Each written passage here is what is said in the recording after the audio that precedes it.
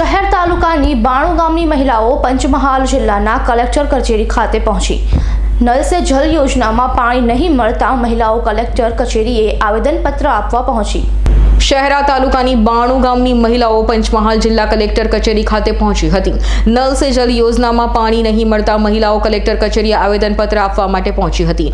કોન્ટ્રાક્ટરો અને અધિકારીઓના મેળા પીપળાના કારણે 80% કામ પૂર્ણ બતાવી કોન્ટ્રાક્ટરોને પૈસા ચૂકવવામાં આવ્યા તેવો આવેદનપત્રમાં ઉલ્લેખ કરાયો છે। હાલ ઉનાળાની સિઝનની શરૂઆત થવા જઈ રહી છે અને પાણીની ગંભીર સમસ્યા ઊભી થવાની સંભાવના છે। નલ સે જલ યોજનામાં શહેરા તાલુકામાં મોટા પાયે ભ્રષ્ટાચાર થયો હોવાનો મહિલાઓએ આક્ષેપ કર્યો છે।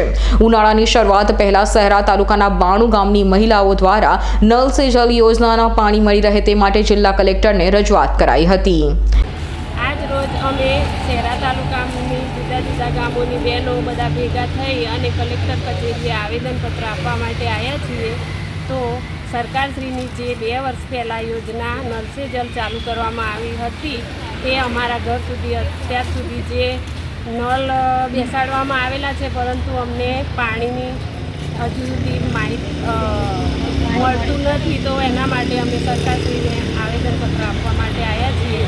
તો ટૂંક સમયમાં અમારું એ નલ સે જલ યોજના ચાલુ થઈ જાય એવી અપેક્ષા સહાય છે। શું નામ તમારું? મારી ગીતાબેન કુમારસિંહ, ગામ બલુજીના મુવાડા।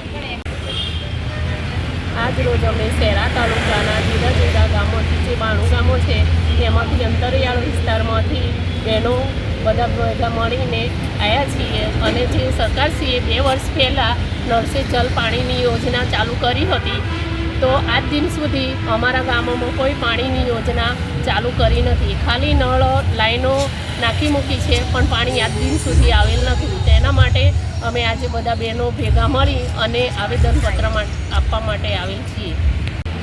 અમે શહેરા તાલુકાના 92 ગામની બધી બહેનો ભેગી મળી અને સરકારશ્રીની યોજના જે નલ સે જલ યોજના છે તેના દ્વારા જે પાણી મળવું જોઈએ અમને મળતું નથી, એના માટે અમે સરકારશ્રીને આવેદન આપવા માટે આવ્યા છીએ।